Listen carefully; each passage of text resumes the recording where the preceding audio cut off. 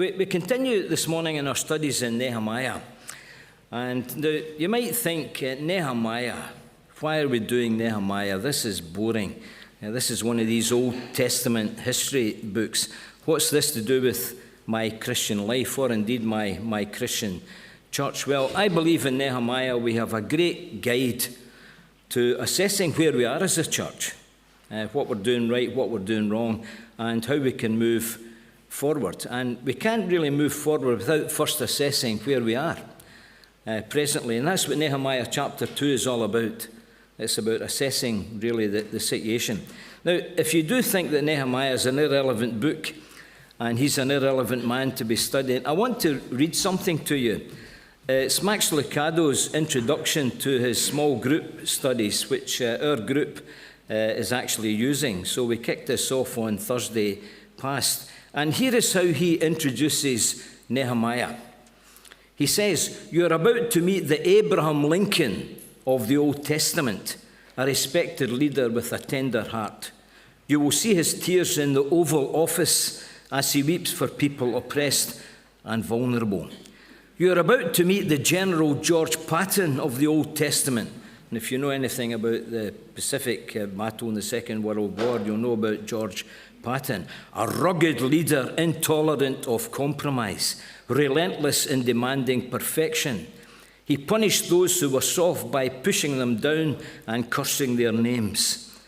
You are about to meet the Winston Churchill of the Old Testament, a statesman, tested and tried, resisting the enemies who seek to lure him away from the task, rising above the squabbling factions who could distract him.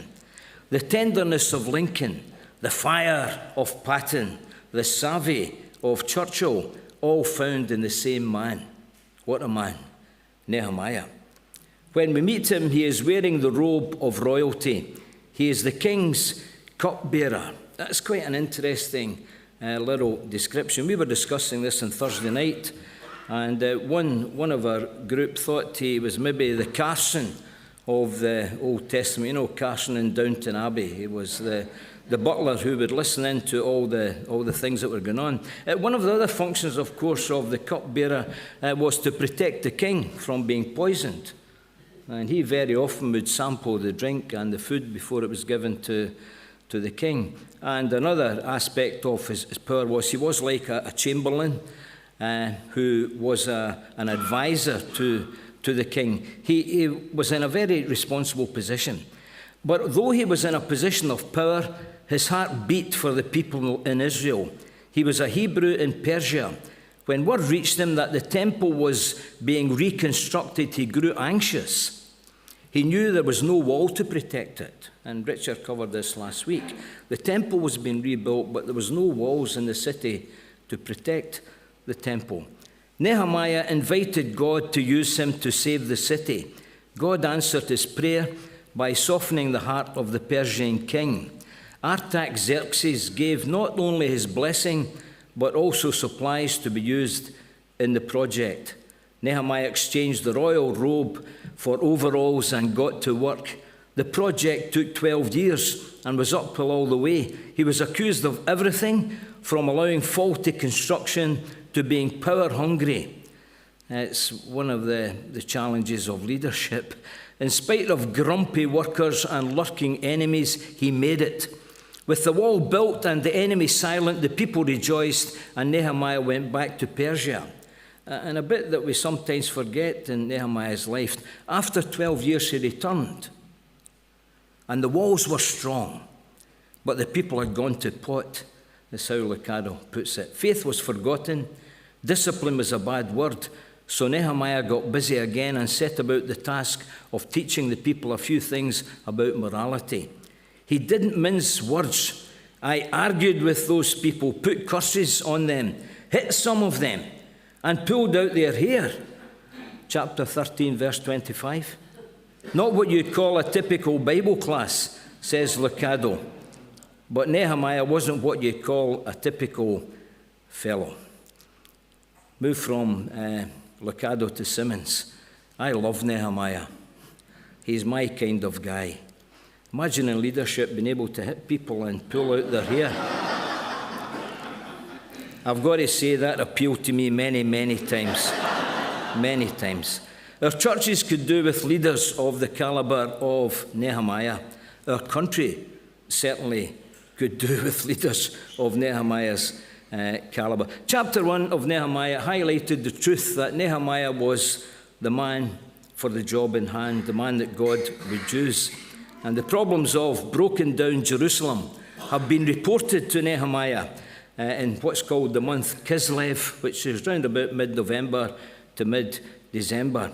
And he says this, I asked them, this is chapter 1, I asked them about the Jews who had survived the captivity and about how things were going in Jerusalem. They said to me, things are not going well for those who return to the province of Judah. They are in great trouble and disgrace. The wall of Jerusalem has been torn down and the gates have been burned. It was basically totally insecure. When I heard this, I sat down and wept. In fact, for days I mourned, fasted, and prayed to the God of heaven. O Lord, please hear my prayer. Listen to the prayers of those of us who delight in honouring you. Please grant me success now as I go to ask the king for a great favour. Put it into his heart to be kind to me. In those days, I was the king's cup bearer. We pick up the story now. 4 months have elapsed since he got that message. And he's been in constant prayer for 4 months. And now he's biting the bullet. And he's preparing to approach the king. And we'll read the chapter 2 together. It's a wonderful chapter in the Word of God. And here is what it says. Early the following spring, the month Nisan, during the 20th year of Artaxerxes' reign, I was serving the king his wine. I had never appeared sad in his presence before this time. So the king asked me, why are you so sad? You aren't sick, are you? You look like a man with deep troubles.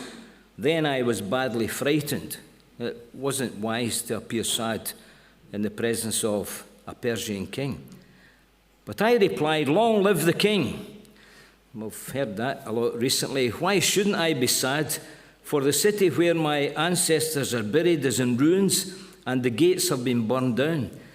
The king asked, well, how can I help you? Now just think about this. This was the king of the most powerful empire in the world at that time. With a prayer to the God of heaven, I replied, if it please your majesty, and if you are pleased with me, your servant, send me to Judah to rebuild the city where my ancestors are buried. Now, this is about 1,000 miles away. The king, with the queen sitting beside him, that's quite interesting. The Bible never includes things for no reason at all. The king, with the queen sitting beside him, asked, how long will you be gone? When will you return? So the king agreed, and I set a date for my departure. I also said to the king, if it please your majesty, give me letters to the governors of the province west of Euphrates River, instructing them to let me travel safely through their territories on my way to Judah. And please send a letter to Asaph, the manager of the king's forest, instructing him to give me timber. I will need it to make beams for the gates of the temple fortress, for the city walls, and for a house for myself. And the king granted these requests because the gracious hand of God was on me. When I came to the governors of the province west of the Euphrates River, I delivered the king's letters to them. The king, I should add, had sent along army officers and horsemen to protect me. And now we are introduced to the villains of this story. And we'll subsequently hear a lot from them, and none of it is good. Verse 10, but when Sanballat the Horonite and Tobiah the Ammonite official heard of my arrival, they were very angry that someone had come who was interested in helping Israel. 3 days after my arrival at Jerusalem, I slipped out during the night, taking only a few others with me. I had not told anyone about the plans God had put in my heart for Jerusalem. We took no pack animals with us, except the donkey I myself was riding. I went through the valley gate. He goes out to inspect the gates and the walls. There was many gates in Jerusalem. I went out through the valley gate, past the jackal's well, and over to the dung gate. You can imagine what it was used for, to inspect the broken walls and burnt gates. Then I went to the fountain gate and to the king's pool, but my donkey couldn't get through the rubble. So I went up the Kidron Valley instead, inspecting the wall before I turned back and entered again at the valley gate. The city officials did not know I had been out there or what I was doing, for I had not yet said anything to anyone about my plans. I had not spoken to the religious and political leaders, the officials, or anyone else in the administration. But he had been speaking a lot to God. But now I said to them, you know full well the tragedy of our city. It lies in ruins and its gates are burned. Let us rebuild the wall of Jerusalem and rid ourselves of this disgrace. Then I told them about how the gracious hand of God had been on me and about my conversation with the king. They replied at once, good, let's rebuild the wall. So they began the good work. But when Sanballat, Tobiah, and Geshem the Arab heard of our plan, they scoffed contemptuously. What are you doing?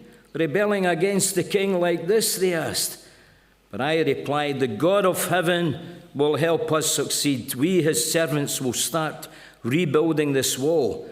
But you have no stake or claim in Jerusalem. It's a wonderful chapter 2 of Nehemiah. It's fascinating because it sets side by side two contrasting aspects of Nehemiah's leadership, and indeed of leadership, church leadership in general. And these are spirituality and efficiency. Now, most of us tend towards one or other of these two camps, and this can lead to tension, because some people are spiritual dreamers of dreams, visionaries, if you will, who've got big plans and big pictures, but don't necessarily have the wherewithal to bring them about. And others want to make sure every little detail is worked through. And it can make, in my experience, for very interesting leadership meetings over the years. But I want to say this, both are needed in a church. I'll be quite honest with you, I'm useless on detailed organisation. I suppose the only positive thing I can say is I'm probably better than Richard, because he keeps telling us that. But there are others within the leadership here and in previous situations I've been in who are very good at it, the efficiency. And that is a crucial lesson that has to be learned. And it can be a hard lesson. And the lesson is this: not everyone is like me. The old guys used to say, you know, if everybody in the church was like you, what kind of church would it be? Well, it doesn't stop us trying to get everybody to be like us, doesn't it? Because some of us are more motivated by aiming for uniformity than unity. We're all different. So not everyone is like me. Essential for church harmony. Because can I say this? Not everyone is like you. Not everyone is like you, or will necessarily share your agenda. So, Nehemiah combines these two qualities. And he has these gifts in abundance. And the great thing about Nehemiah is he holds them together in perfect balance. That spirituality, that connection with God, but the ability to communicate it with the people and get the job done. And just as an aside, the church is not a business and can never be run as a business. Some churches have tried to do that. But that is not to say it does not require a degree of organisation. Lee was advertising the ACR, the Annual Church Review meeting. And that is where we hear about the business that is going on, all the work that's going on behind the scenes. So I want to split the chapter and the task for Nehemiah into 3 sections. Now, Nehemiah was involved in a building project. So I'll use building terminology as we look at chapter 2. The first is preparing the ground, verses 1 to 8, and then surveying the problem, verses 9 to 16, and then finally outlining the plan. And I suggest this approach would serve as a model for this church, and indeed any church that wants to move forward with God. Preparing the ground. Just over 3 years ago, I eventually gave in to my wife's request to get the back garden done. And we got the guy standing with the pole. There's a chap called Martin Bell. And he came in, and that was how the work started. This is called preparing the ground. Now, if you see the garden now, it's unrecognisable from this, but the ground had to be prepared before the work could be done. And one of the things that interested me, and I was trying to get a piece of clip art that would convey this, was that much of the work that was done by Martin Bell and the other guys in his team, much of the work was done on their knees. Much of the work was done on their knees as they knelt and they prepared the ground and they laid the slabs. I have to be honest and say we didn't put real turf down, artificial turf. Sorry if that maybe upsets some of you, but you get to a certain age, you've got to go for the low maintenance option, folks. You know, I know some of you move to flats, but if you get a big garden, easy maintenance. A lot of the work was done on these. What a metaphor for our work as Christians, that much of the work will be done on our knees. Max Lucado in his notes quotes Charles Swindoll, the great Chuck Swindoll, and Swindoll says this: "I cannot worry and pray at the same time. I am doing one or other. Prayer makes me quiet. It replaces anxiety with a calm spirit." And then he said this: "Knees don't knock when we kneel on them." It's quite good, that, isn't it? Knees don't knock when we kneel on them. And Nehemiah was very quick to call for help and to call for help from God. And here is what Swindoll said: Nehemiah's favourite position when faced with problems was the kneeling position. And that's from his book, And Nehemiah Hand Me Another Brick. So we'll look at preparing the ground. John White, in his excellent book on Nehemiah called Excellence in Leadership, suggests that the first 8 verses in chapter 2 support the idea that God is speaking to Nehemiah and guiding Nehemiah as to when to speak to the king and what to say. And we saw that really from the reading. And there appears to be clear evidence that Nehemiah is using what I call sanctified common sense in his approach to the king, a much underrated virtue in many churches, sanctified common sense. So when he approaches the king, he approaches him when the queen is sitting beside him in verse 6. Now, apparently it was most unusual for the Persian queens to be seated beside the king. On some public occasions they were. So he approaches the king when apparently he is not under pressure. So he chooses his timing, guided by God, when to approach the king with the request that he is about to make, which is dramatic. The other fascinating thing, which is borne out by history, if you visit the British Museum and the like, was how he approached the king. There are Persian reliefs and carvings in the wall there in the British Museum that show Persian courtiers had to approach the king with their hand in front of their face. And that was one of the responsibilities that came from those that approached the king. And they're shielding their mouths so as not to offend the king by breathing on him. Otherwise, they could have lost their life. As I was preparing this, I was fascinated that this has become the pattern of professional footballers. You're watching any game, they're all... Maybe it's to stop people lip reading from about 200 miles away. But anyway, that's what they do. I suppose in sport it started with doubles players in tennis. You know, you get that. But anyway, they approached the king covering their mouths. And as a result, their facial expressions would be somewhat masked. It was one of the skills we learned during lockdown. Do you remember lockdown? You could actually recognise people even when they were wearing a mask. You developed that skill, but it took us a long time. I wondered, in the old days of cowboys and Indians, and the outlaws went in with masks on. But now you could get into a shop and say, right, give me the money. And they say, I know who you are. I recognise your eyes. But facial expressions would be somewhat masked. And it was expected that everyone in the presence of the king would be joyous in how they conveyed their emotions. And I put this in my notes. Nehemiah approached the king not with bad breath, but with a sad face. Not with halitosis, if you will, but with apprehension. Now, the simple explanation for his sad face was that he was sad.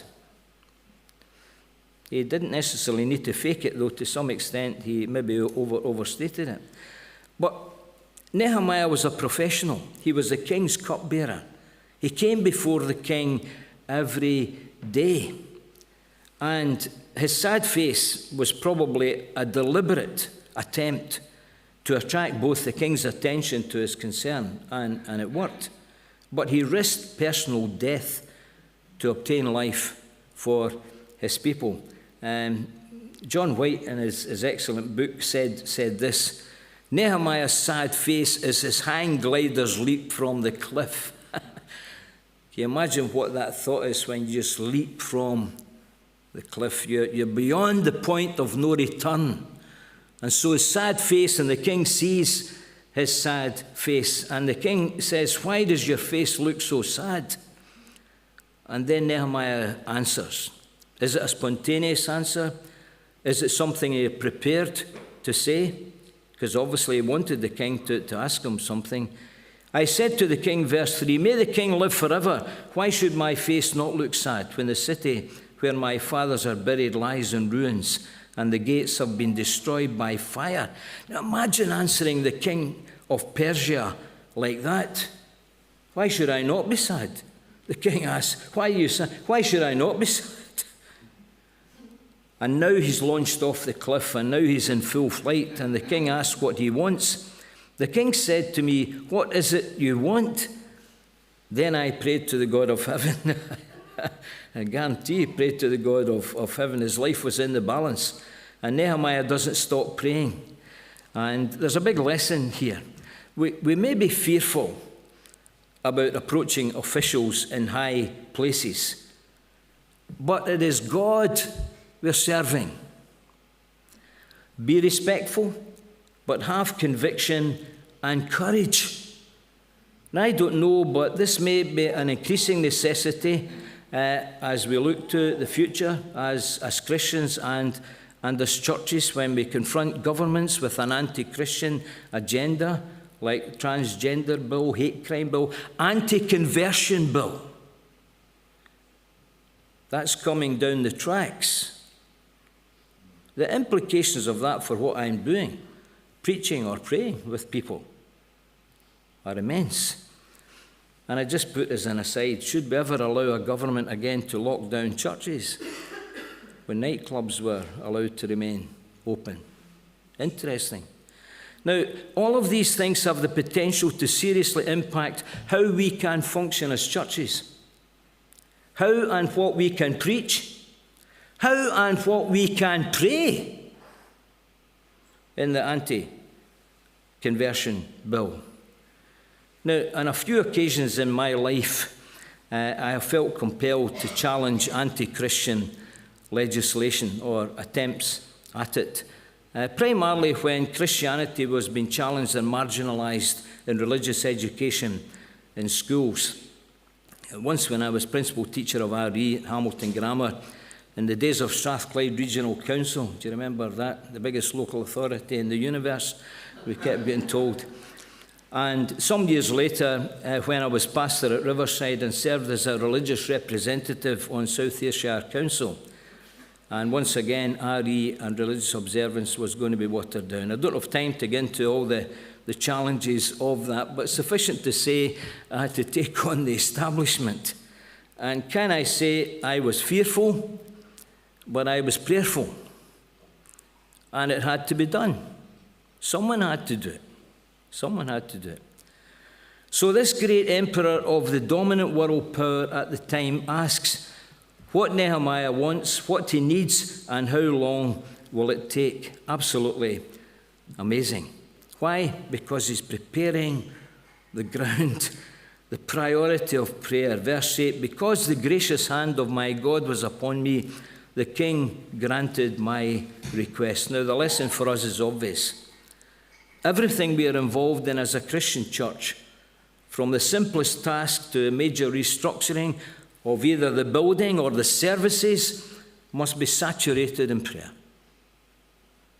Must be saturated in the priority of prayer. And so God has prepared Nehemiah's mind and put the ideas into his head to ask the king. And it was God's agenda, not Nehemiah's agenda. And then secondly, we look at surveying the problem. Verses 9 to verse 16. I suppose there were two main problems. There was a problem of what we could call the premises and the problem of the people. The city walls needed restoration, but so did the city fathers. And we'll come to that in due course. But other problem people also make their first appearance, and these are Sanballat and Tobiah. Note these names because you'll come across them often as we proceed through Nehemiah. One of the big problems in church building, I'm not just talking about physical building, but change in how things are done, etc. One of the big problems can be unmotivated people. People that don't necessarily share the vision but are not particularly against it. You just to try and motivate them. Bigger problems, however, are the people who will actively work against you, to undermine your credibility, to thwart your plans, and generally make your life and ministry difficult. Such people were Sanballat and Tobiah.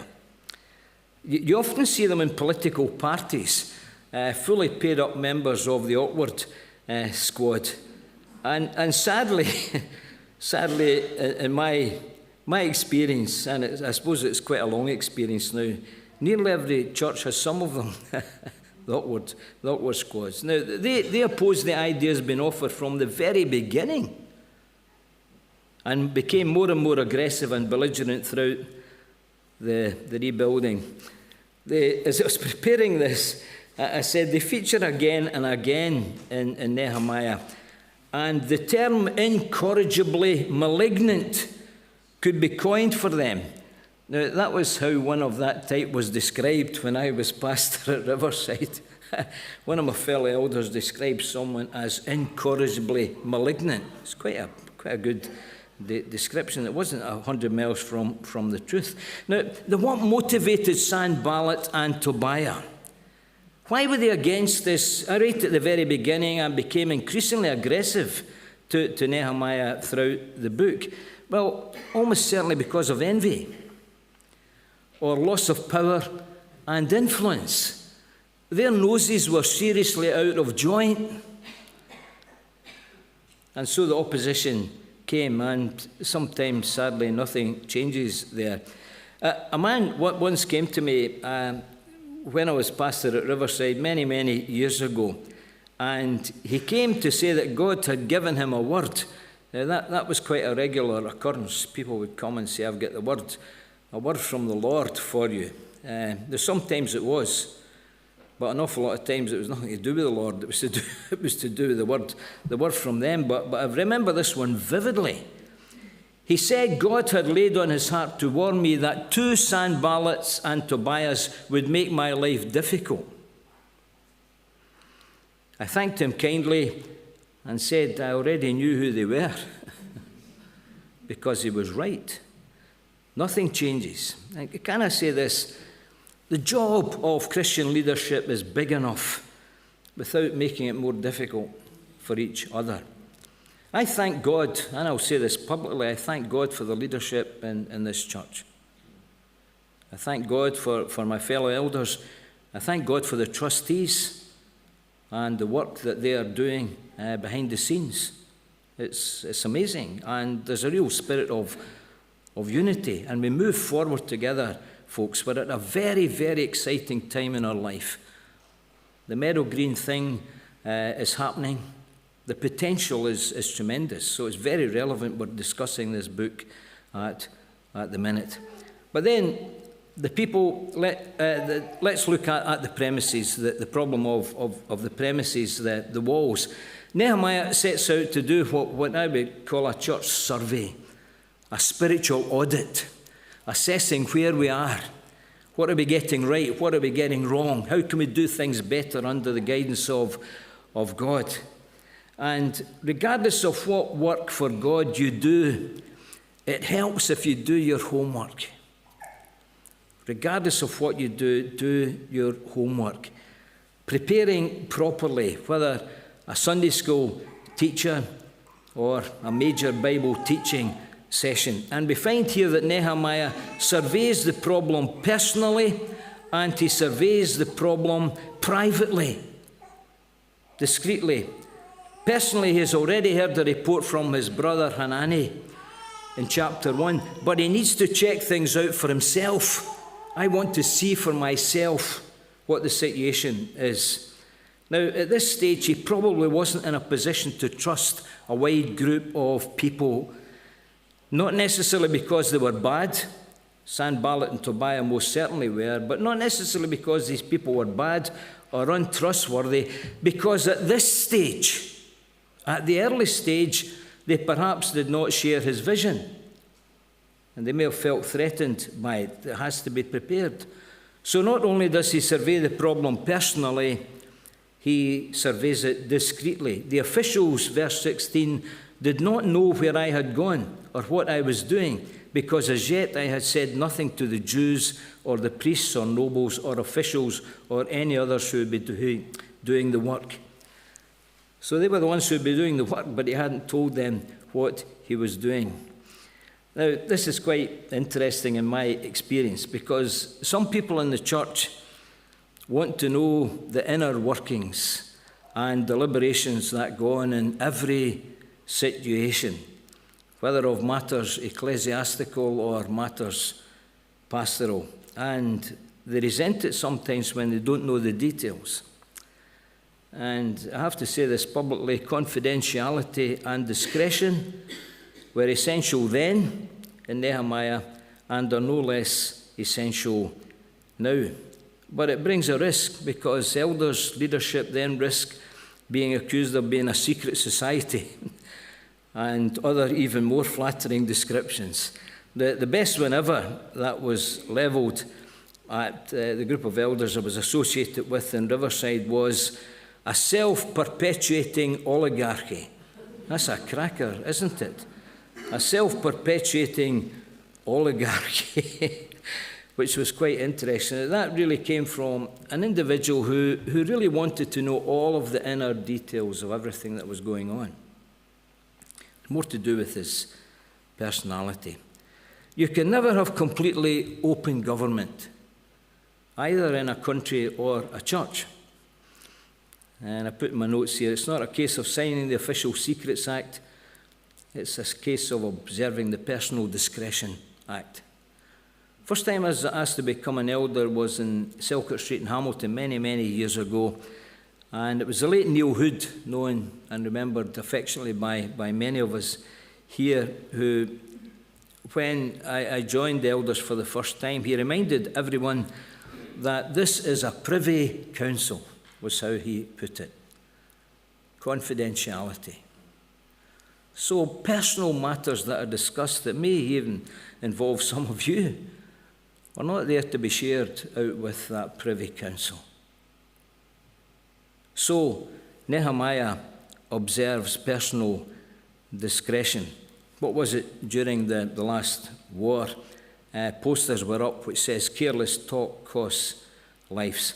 And then finally and briefly, we have outlining the plan. We move from the premises to the people. And when the time is right, Nehemiah communicates to the people. Then I said to them, verse 17, you see the trouble we are in. Jerusalem lies in ruins and its gates have been burned, etc. So just some very simple points as I close. And Nehemiah's approach as he speaks to the people is masterly. Outlining the plan. He personally identifies with the people and the problem. You see the trouble we are in. Not this is your problem and your fault and you caused this. Here is the trouble we are in. I've never been comfortable in my life with what I call the troubleshooter concept. Now, the troubleshooter concept is where you invite an expert into a business or something and they tell you what's wrong and what you can be doing right. Now, it may work in business. I'm no expert in business. It can be problematic in the church. You get somebody come in and tell you what you're doing wrong and what you can be doing right. Fine if they've got a full understanding of it, but in my experience, that isn't always the case. Over the years, I've been invited on a number of occasions to speak to various elders groups or leadership groups about issues such as the nature of leadership, the role of pastors and full-time workers. An ongoing contentious one over the years was the role of women. Very often you're asked along to speak to a church on that. And I always felt uncomfortable about the concept of telling people what they should be doing. What I would say was, I'm happy for you to ask me what we were doing as a church and to what in my experience worked and what didn't work. But the great thing about Nehemiah here is he wants to be part of the solution. Come, let us rebuild the wall of Jerusalem, and we will no longer be in disgrace. Nehemiah is not afraid to get his hands dirty. And then secondly, he highlights the seriousness of the problem. You see the trouble we are in, and then he expands. Jerusalem lies in ruins, and its gates have been burned with fire. Now, any leader worth his salt will never minimize the task or speak with false optimism. Churchill was quoted previously from Licado, and Churchill, of course, famously said, I have nothing to offer you but blood, toil, tears, and sweat. Now, that was in 1940, at the beginning of the war, and it was going to be a long time. But he told them as it was. And in the church, we have to honestly highlight the problems, and we have to be aware of the Sanballats who deliberately try to, can I put it this way, over-egg the situation. It's quite interesting, listening to the dismal BBC news, on a daily basis, where it doesn't matter what it is, it's always worse in their eyes, always worse. You get a very positive story, and you're always jumping up and down like the kids at the front there with excitement. And then we get, oh dear, right. Thirdly, he appeals for action. He encourages the people. He doesn't then sit in his hands bemoaning the seriousness of the situation. Yeah, it was tough, it was bad. What does he say? Come, let us rebuild the wall of Jerusalem, and we will no longer be in disgrace. And this is fascinating. How does he go about encouraging them to do this? This is great. He relates his own experience of God. I also told them about the gracious hand of my God upon me and what the king has said to me. They replied, let us start rebuilding, so they began this good work. Great to encourage each other from personal experience. The personal stories we have of how God has worked in our life. These are the things to encourage each other as we relate our experiences of God. It's one of the great things about attending a prayer meeting. You hear the experiences of people in the prayer meeting. You hear the breathings, the innermost breathings of their heart, and it's encouraging. The power of personal testimony. And what prompted me to put this down, I'm not quite sure, but I put it anyway. I said, God uses people more than programs. God uses people more than programs. So the task was big, but God was bigger. And the task is big in our society today. This anti-Christian, post-Christian society in which we live, the task is big, folks, but our God is bigger. Our God is bigger. So let us not lose heart. Let us be courageous as we seek to move things forward. Next week we'll pick up the story and see how Nehemiah is getting on in his great challenge. Father, we thank you for your word. We thank you for this amazing story of this remarkable man from whom we can learn so many lessons. Bless us as we continue our study through the book, for we ask it in Jesus' name. Amen.